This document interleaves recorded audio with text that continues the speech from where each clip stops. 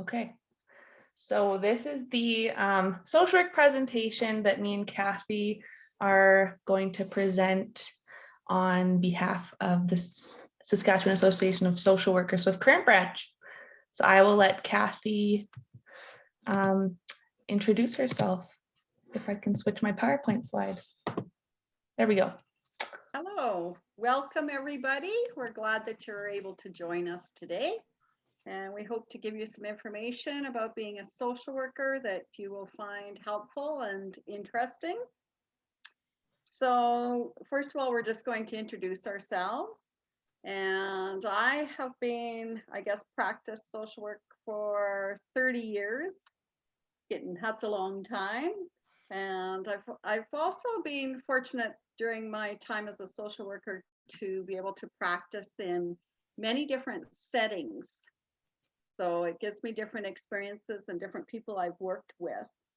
So I started working as a social worker at the mental health clinic in Swift Current. And when I was there, I worked with people of all ages. I was with the child and youth programs, so working with children, teenagers, and their families. Also did some work with marital counseling for adults. And also, which I found was a lot of fun, was I was able to do some group work with different aged kids experiencing different difficulties in their lives. And after that, I did a little bit of work in private practice. And I worked with people through some other agencies that were referred to me. And I'll talk about that more in a little bit. I worked in a position in the hospital in Swift Current for a short time. And when I worked there, a lot of my work as a social worker was with seniors in the community and area. And they were often aging or experiencing medical problems, health problems. So they were facing changes in their life and transitions. Sometimes they were moving out of their homes to more assisted living or nursing homes, and I helped with the assessments and placements.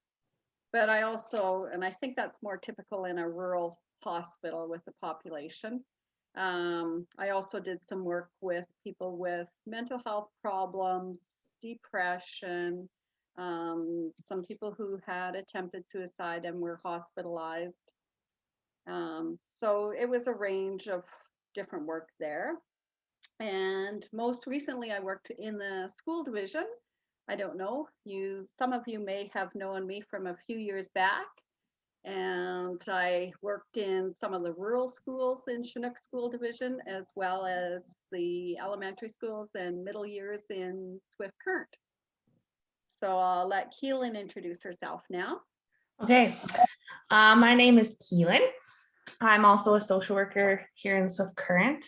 And I recently graduated from the Bachelor of Social Work program at the University of Regina. Right kind of when the pandemic started. So that was a great time for me to graduate.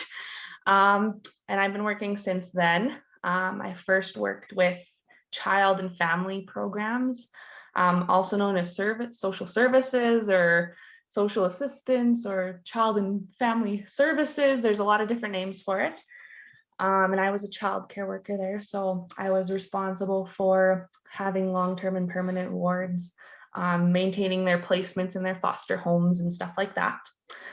And then I moved over to the hospital and I was working on the mental health unit there for a while, running group therapy programs for the patients.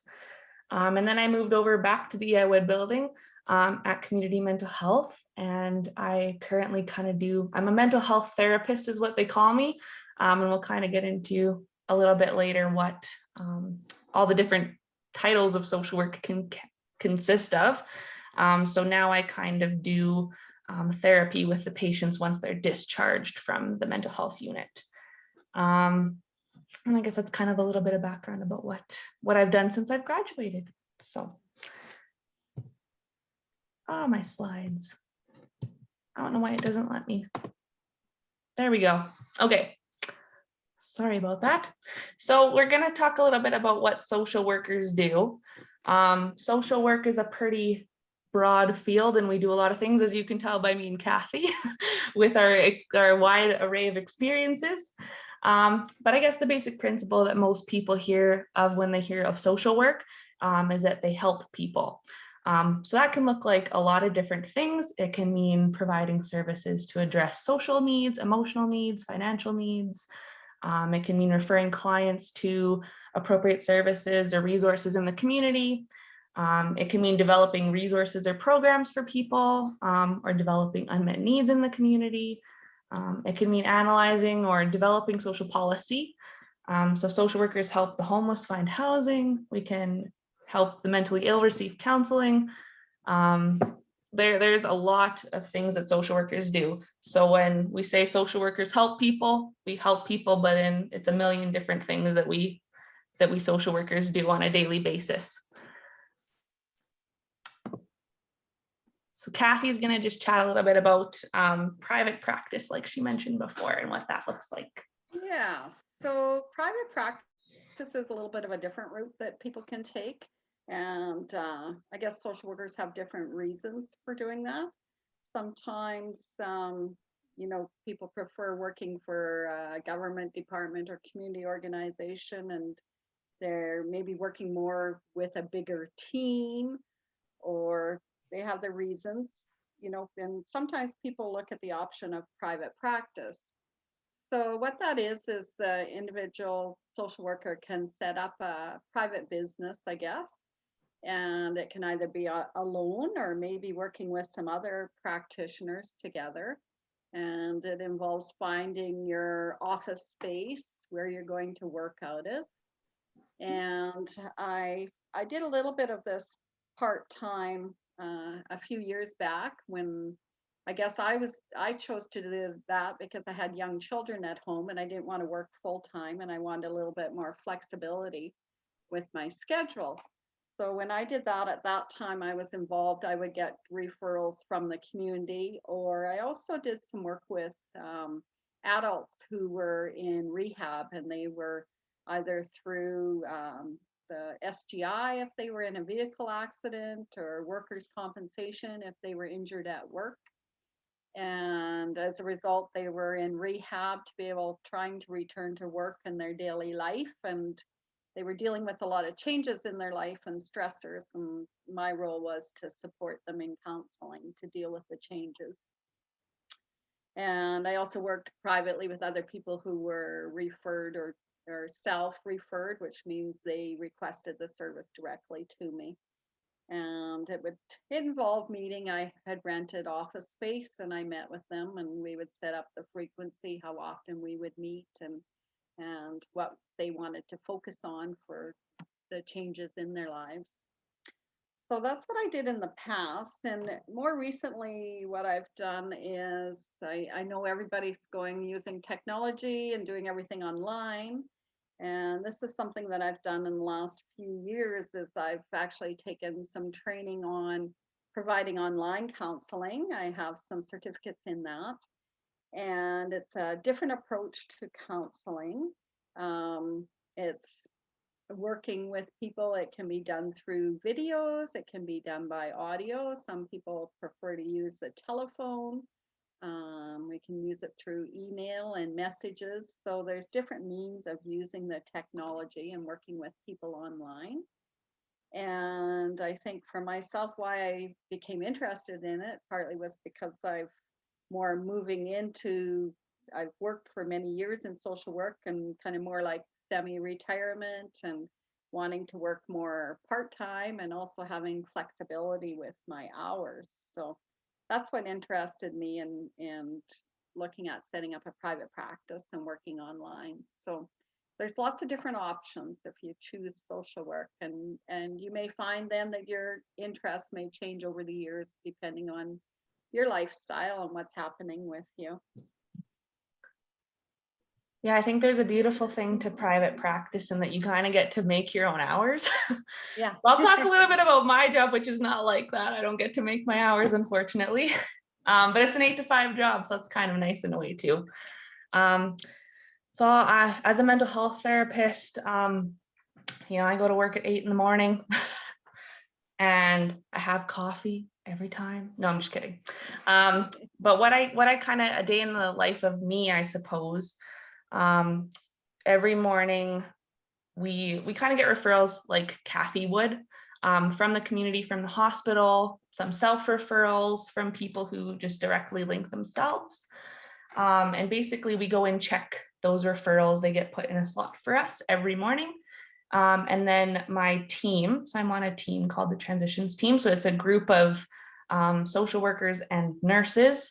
And we review those referrals together and kind of go, who will match this client the best based on your skills. So some clients, maybe a dementia client needs more of a nurse background than a social work background at the time.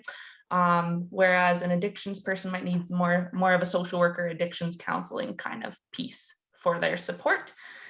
So then we basically divide those referrals up. We go back to our offices and we call those clients and we offer to see them and meet with them. And then when they come in, we kind of go through our suicide screening. We get to know the client, and then from there, it totally depends what we do. So some people might need us to help them get some financial assistance. Some people might need just some basic counseling. Some people might need a whole lot more than that. So basically our first appointment is basically an assessment of every aspect of that person. So it's holistic. And we safety plan with you if that's what we need to do. We sign up a safety contract to keep you safe. And we continue meeting with people for about 3 weeks, where we either discharge them from services and back into the community and hope that they do well, or we refer them on to another service that we think would be helpful. So adult counseling or another service in the community, which we'll talk about in a bit. So that's kind of what I do every single day as I meet with people. Kind of similar to what Kathy does in some private practice, but at the same time, very, very different. A lot more structure, I think, around what you have to do in processes and stuff like that. And not as flexible with your hours, right, Kathy? Right. So that's kind of a day in my life, Monday to Friday sort of thing. So I'll talk a little bit about, I'll have to move our faces here over so you can see better. So I'm going to talk a little bit about job opportunities. So on the left-hand side here, there is kind of the different job titles. So social work is kind of an umbrella term for a lot of different names. So like child protection worker, mental health therapist, counselor, those are all social workers. And on the right-hand side, you'll see just the different places that you could end up working, facilities, departments, that kind of thing. And I believe that social work it's a really beautiful profession for the fact that you can jump around, take new avenues, find what you're really, really passionate about. So it's very, very versatile, social work. And one thing I like to always tell people who are kind of ambivalent about whether they want to be social workers or not, is that you'll always have a job because people are always going to need help in some capacity or another. So that's the beautiful thing about social work and all the different kind of areas that you can work in. Kathy did tell me a little bit about community development and research, and that's not a very common area. It's on the bottom right-hand side there if you can't find it. And that's kind of an interesting area of social work too, that is not a very common place to think about taking your career, I suppose. It's mostly child protection or counseling or those kinds of things. I don't know if you have anything to add about community development and research, Kathy. Well, I think I was just thinking, like, often social workers really want to work with people, and they wouldn't see that avenue as an option so much, doing research and looking at numbers. But some people like it, and it can be very interesting. I know as part of my training when I was in university, I was involved with a research project on farm stress. And it was quite a good learning experience because I went in, actually, we did 100 interviews of farmers, and we went into their homes and interviewed them face to face. So that was quite an experience. And I've got coming from a rural background and farm background myself, that was very interesting. So the research can maybe scare people off, but it can be really interesting too. So, and Mhm. exciting. And if you later develop a passion about a certain um, issue that people are experiencing that you're working with, you may choose to look at doing some research, or often if people are interested in going into teaching or being involved as professors at universities, they're involved in research or community development too. Yeah, I So think it's lots just of it's a options. totally cool option to take too. Yeah. Because instead of being kind of the frontline worker, you might take a back seat and do more of the what are we going, what's the research or the evidence to suggest that we need this support in this community, right? And that can be part of developing those community resources that we have. So kind of, I really liked that. It was kind of just something that you don't often think about. Mhm. So I'm going to talk for a few minutes about social work skills. Um, I think typically a response I get from people in the community if I say I'm a social worker is they think I listen to people's problems a lot and I maybe tell people what to do. So it's a little bit more than that. And I think some people uh, um, have these personality that fits well and would have some of these skills. So some of the basic skills that they look for when they're organizing or hiring a social worker include empathy for people, really having an understanding for people, communication skills, active living skills, listening skills, I mean, sorry. And when you take your university classes, you'll have in-depth classes where you're learning about these skills, like how to ask questions in an interview, how to start an interview with your client, kind of the process you go through, things you should do when you're ending the interview with a client, what different types of questions that you can ask to gather information from the client or to help them um, gain an understanding about their current life problems. So these are things that you'll be covering a lot if you choose to take social work classes. Another skill that's important is problem solving, um, helping helping clients work through a problem solving process, and also in your own work because there's challenges that you'll have in making decisions about what's the best way to approach a certain problem with a family, which part family members you should work with, what's the best type of therapy to involve them in, lots of those kinds of questions. And also even working within your agency. And when you're working in agencies and government departments, like Keelan said before, there's usually a lot of regulations to follow, and you need to consider those when you're making decisions and solving problems. Another skill, and I think this is commonly if you see any social work positions advertised or employers are looking for people, is they really want a team player. Because in social work, we're not just working with the clients and their families, but we're working with other professionals and colleagues in our agency, plus in other agencies and departments.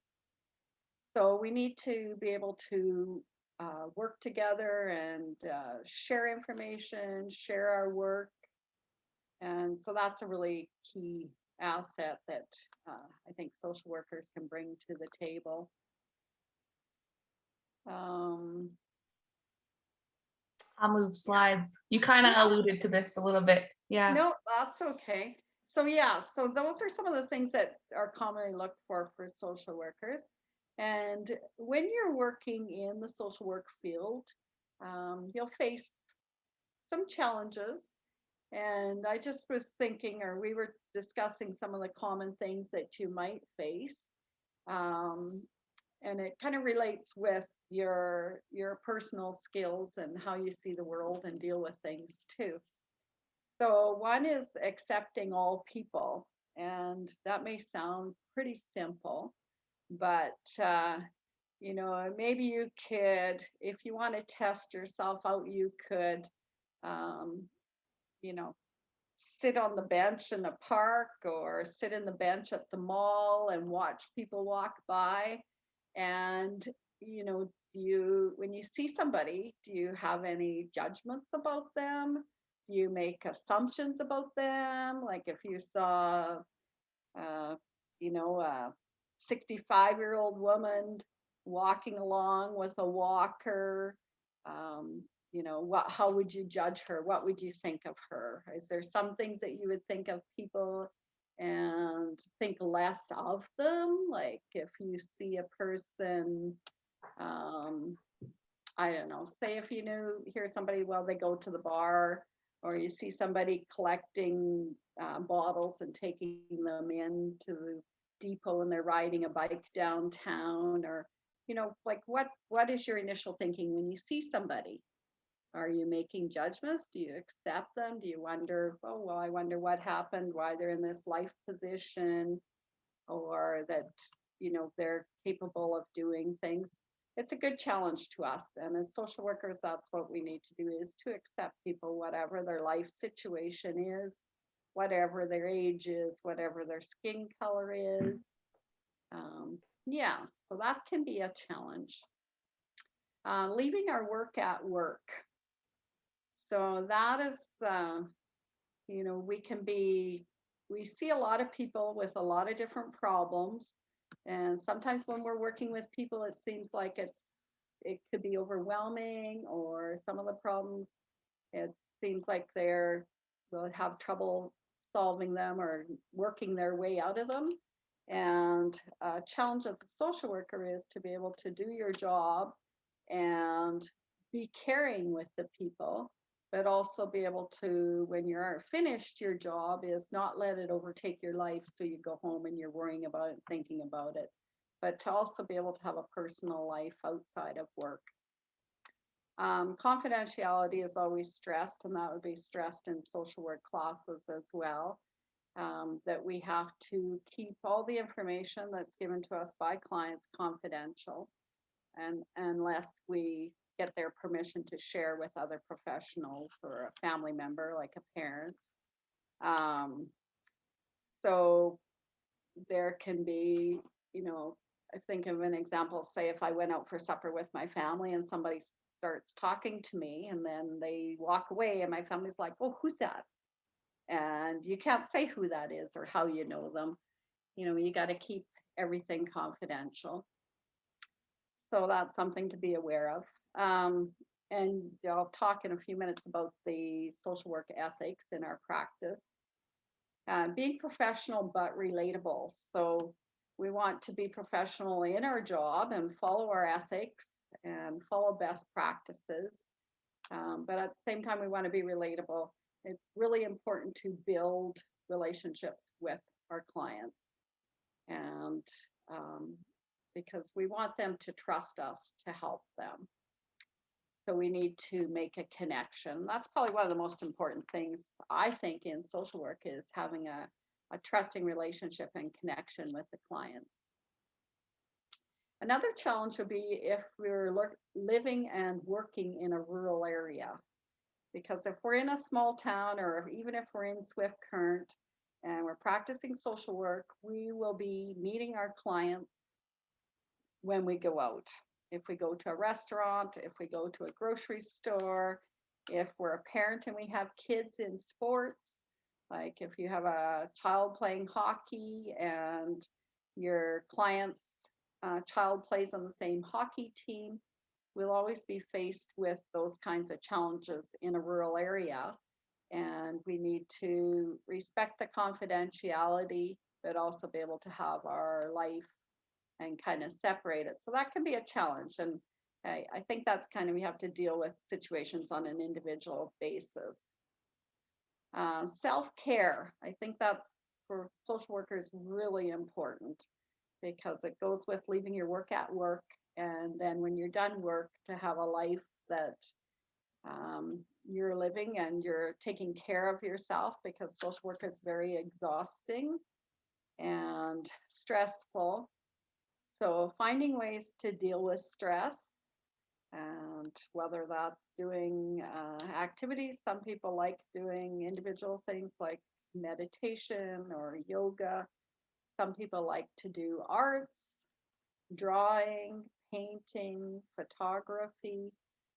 Some people like physical releases, running, hiking, swimming. So there's just different ways that we can take care of ourselves, trying to get enough sleep at night, trying to eat nutritious food, drink water, some of those basic things. And I'm sure those are things that when you think about it as a teenager that you're doing right now, or you consider, or you hear your teachers talking about that, about self-care in your health classes. And that continues to be important when you're an adult, if you're a social worker or other jobs. So those are just a few things, challenges that social workers may face in their lives, and you need to weigh out and take care of yourself. And Absolutely. I think the yeah, self-care thing, as much as it might, as much as these, you have heard it 1,000 times, it is so important, because if we don't take care of ourselves, how can we care for other people, right, that we work with? yeah, So that point is a really big one. So we're kind of going to jump ship a little bit, and we're going to talk about becoming a social worker. Most students wonder, well, how long is it going to take me? So typically, it's a 4-year long program, and you have 8 years to complete it. So sometimes, like Kathy said, with the balance of life, right? Like you might have kids, you might need to work to be able to pay for school, those types of things. So you actually don't have to like complete it in 4 years, or you don't get to do it. You have 8 years to complete it. So that can be helpful when you know you can take part-time studies, right? And be able to work to afford school at the same time. There's also, I think in Medicine Hat, which is one of the locations nearby Swift, that you can take your, well, I guess it would be a diploma in Medicine Hat, but your diploma would be 2 years. But typically it's a 4-year program. There's always 2 practicum placements or components to getting your bachelor's in social work. I'm not 100% sure on the hours. I know that one is part-time for 375 and one of 475 hours at the University of Regina or the U of S if you take it at either of those places. But I'm certain that it's probably pretty close. One's about part-time hours and one's full-time hours. And those are really, really good experiences that you can get that kind of, you don't get to sit in the classroom, right? You actually get to go out and do the work and interact with people and actually practice some of the skills that you're learning in those classes. So the practicum placements are a large part of the program. And another point that me and Kathy discussed at length was volunteer, community service, work experience. Those are all really, really, really important things when you're applying for social work. If you don't have any volunteer hours, you're going to need to get some.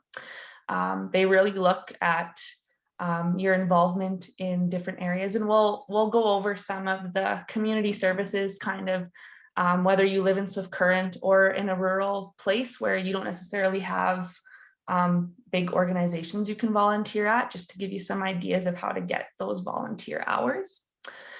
Like I kind of mentioned, there's a variety of locations. I personally did my whole social work degree online, so you don't actually have to move away to a big city to do your degree.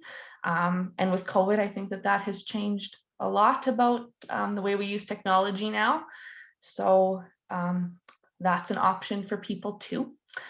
And you can study social work abroad as well. I'm not too sure, I guess, how that will work with the pandemic and us not being able to travel as easily without worrying about the receiving COVID or spreading COVID. But I actually did one of my practicums overseas. So it's an awesome opportunity to, I guess, practice in a new country and get to explore that country, but also just to get that different cultural perspective of social issues. I think it's a really, really valuable experience if you get the opportunity to do it.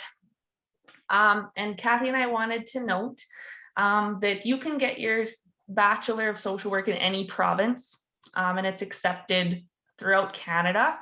But in order to call yourself a social worker, you actually have to be licensed. So for example, Kathy will talk in a couple minutes about the Saskatchewan Association of Social Workers. So you have to get your license through them in order to actually practice as a social worker. So let's say you get your degree in Regina and you move to BC one day, you can still practice social work in British Columbia, but you'll have to be registered with the British Columbia Association of Social Workers there. So that's just kind of a tidbit, is that you don't have to worry about getting your degree in Saskatchewan and then that's the only place that you can work. You are okay to work anywhere in the country as long as you're licensed. I want to talk a little bit about scholarships as well, because scholarships, I think, well, they help to pay for the education, right? It can be costly sometimes. So I've included, just the common universities and colleges around us, their websites for their scholarship programs. You can kind of key in your programs. So if you're a social work student, if it's your first year, if you're Indigenous or not, and then it will auto populate kind of all the scholarships that you would qualify for, with the due dates and all that fun stuff. And then you can submit your applications. There's it's really, really simple. You can just go in and do that. And Great Plains colleges across Saskatchewan also offer the social work program locally. So they have some entrance scholarships at those colleges too, if you're interested in kind of staying around Swift Current to do your degree and you aren't sure about whether you want to move far away from home or not. And two really, really, really awesome healthcare scholarships I'll mention as well briefly. So the first is the McIntyre Foundation. This one I think is and the Dr. Noble Irwin Foundation. They're both local to kind of the southwestern Saskatchewan area. The McIntyre Foundation, I know applications are due at the end of June every year. And they open on the 1st of June. And they will offer based on your financial need mostly.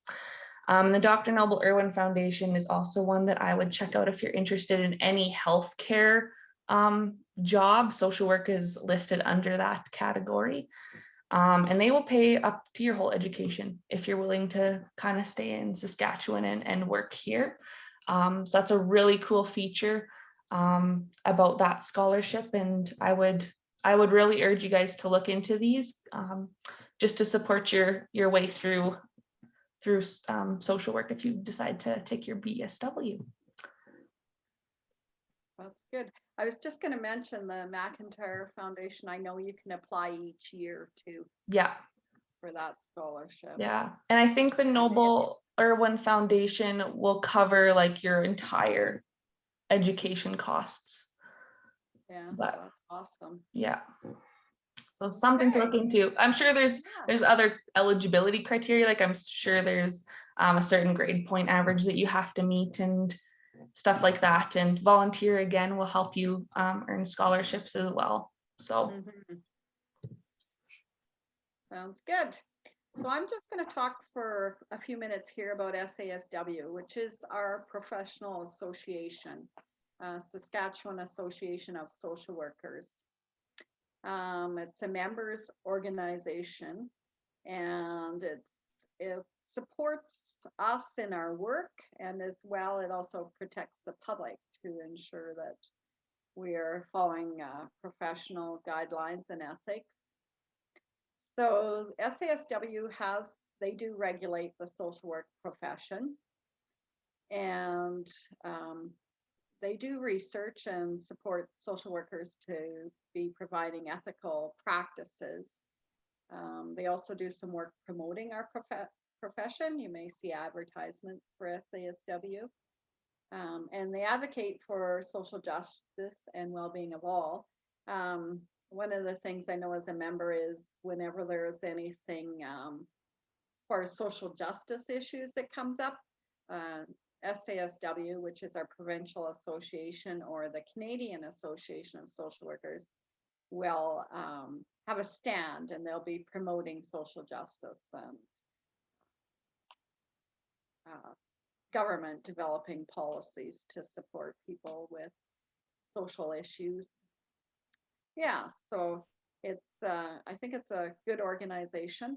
And to practice as a social worker when you have your social work degree, if you are saying that you are a social worker, using it in your job title, then you do have to be a member of the association, and you apply to become a member, and you have to show evidence, proof that you do have your social work degree, and then you pay a yearly fee. And as well, even your education doesn't end when you get your degree, because when you're a member of SASW, you also have to keep up your continuing education.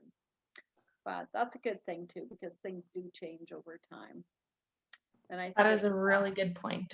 yeah, 40 hours each year you have to do for continuing education when you're a SASW member. Yeah. And this is just I just thought I would show you their page. That way you know which one it is. So this is kind of where you become a member. There's a whole tab for it. Talks about what they do. There's actually, I think, webinars that you can take for free through here. You can become a student member too. Yes. Yeah, so there's a lot of good stuff on here. Public information, the use of title social worker. Like there's lots of good stuff that you can find. You become a student member. Yeah, just wanted to show what the website actually looked like. Now I'll try to get back to the presentation. Student members have a reduced fee compared to full-time working social workers. But yeah, you can access all the webinars then too. And I think some, not all, some employers will pay for your fees because they know that you need it to practice, but that's not, unfortunately, that's not every single employer. If you're lucky, sometimes they'll pay your fees for you, but yeah, it is worth it. Yes, if there's any concerns from the public about social work practice, something somebody's done, then they can go through SASW, and they will investigate, which I think keeps us professional and ensures our behavior is ethical. If we have tough decisions to make as social workers, we can go to SASW and get advice how to handle situations too. So it is a good supportive organization. So the SASW, Saskatchewan Association of Social Workers, has their own the code of ethics and values, and these are come from the Canadian Association of Social Workers, which is the umbrella organization. So our key values, these are things to keep in mind that we need to follow when we're practicing social work and how to treat people and when we're doing our job. The value one that I sort of talked about or implied before was about respecting inherent dignity and the worth of all persons. 2, pursuing social justice. So, and that's a different role than what we may think of as social workers. But if we are working with a client, say, that's having financial problems and we're in a counseling situation, we can help to ensure that they get access to the financial assistance programs that would be available to them, or we can serve on boards and try to help to develop, say, housing for homeless people or treatment centers, or lobby the government, I guess, for programs. Value 3, service to humanity, and that is really self-explaining. I think that's what the job is as social work. Value 4, the integrity of professional practice. So that's what the professional association ensures, that we are acting appropriately and professionally, following ethics when we're working with clients. And that is really important because, I mean, we can't just assume people are being professional because they have a university degree or they've got the training. And we have to recognize that people, our clients who are coming to us for services, can be very vulnerable people, and they may be dealing with pretty traumatic events in their life. And as social workers, we're in a position, I guess, sort of a power position, because they're coming to us asking for help. So we need to ensure we are working professionally with people and not taking advantage of people. Value 5, confidentiality in professional practice. So usually in most agencies, I think when a social worker starts working with a new client, they will explain the confidentiality policy in their agency or organization. And they should be told initially that what they say to the social worker is kept confidential. And the only exception to that would be if we're in a position where we're concerned that the person's well-being or life is at risk, if they're at risk of harming themselves or at risk of harming someone else, then that would be the time when we would have to break confidentiality to keep people safe. So I think that's important that social workers explain that to each client when they meet them, so they understand when they're talking to them how their information is kept. And we have to keep our records confidential. If we have written file records and files on our computers, everything has to be kept confidential as well. Value 6 is competence in professional practice. So there again, competence may be things like ensuring that the therapy or treatment we choose is evidence-based, like there's some research that proves that it's an effective treatment for the type of difficulty or problem the person has, and that we keep up with our education as social workers, because things do change over time. So that's part of, with SASW, the commitment that we have to have 40 hours of continuing education. And so our competence, this can be practiced. We may be going to workshops, we may be watching webinars, we may be reading professional books or journals, we may be working with our colleagues on different social work projects. So there's different ways that we continue our learning and make sure that we are competent in our practice. Yeah. Okay. Me and Kathy touched on these a little bit when we were kind of talking about the education piece, and I guess what we do as social workers, referring on to some of the other community-based organizations. So these are, I mean, most of them are listed and they're in Swift Current. But for those of you that say reside in Gull Lake, Shaunavon, Pontex, Herbert, all those other kind of outside towns where you might not be able to necessarily get to Swift to volunteer at one of these places, you can do some volunteering in your community, right? If it's reffing at a volleyball game or running a canteen or, you know, helping out at the daycare, the early learning center for children, helping out with your school, right? Are there volunteer opportunities that your teacher can set you up with? Challenge them with that, ask them what you can support with. So these are just kind of a list of some places where you could consider volunteering, could consider working when you get your BSW, where you could do your practicum placements when you're going to school. A lot of different organizations with a lot of different things to offer. So something just for you to consider. CBOs are usually nonprofit, charitable organizations that are constructed or developed to meet a certain need. So for example, let's do the Welcome Center. The Welcome Center is for immigrants to Canada, right? So when they come here, and you know, the people at the Welcome Center help them get set up with school, help them learn English, help them, you know, acquire all the basic things that they need to live in Canada successfully.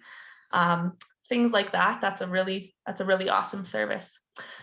So big broad list. Me and Kathy are certain that there's probably more that we can't think of off the top of our head.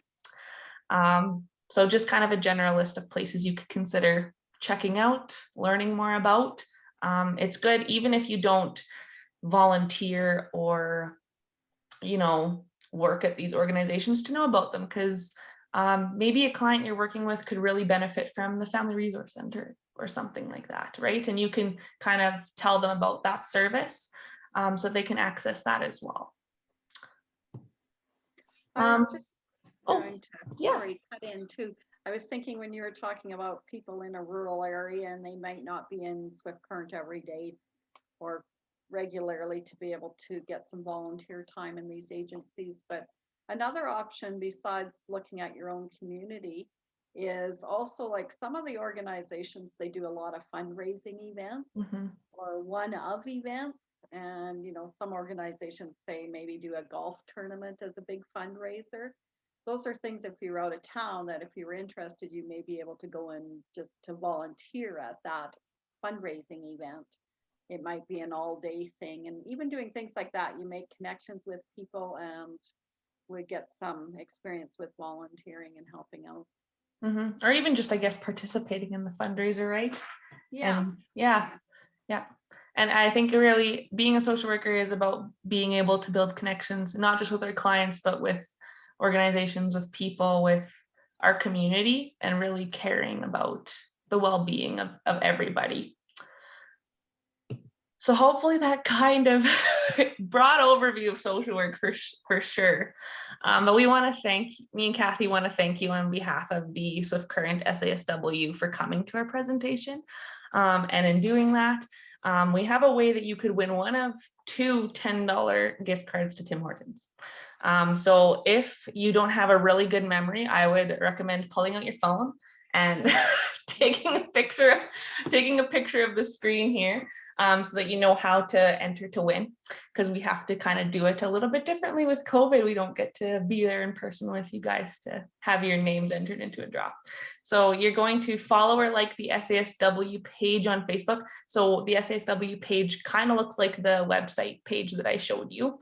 You should literally just be able to type SASW into the search bar and it will come up. Then we'll need you to screenshot that you like or follow the SASW on Facebook or Instagram, whichever. Some you might not have either or platforms. Whichever one you do, screenshot it, and you need to send the email, an email of the screenshot to sasw@gmail.com. And we're going to challenge you to also include one social issue you are passionate about. So an example of a social issue might be homelessness, poverty, mental health. So kind of give us a little bit about what you might be interested in terms of a social issue.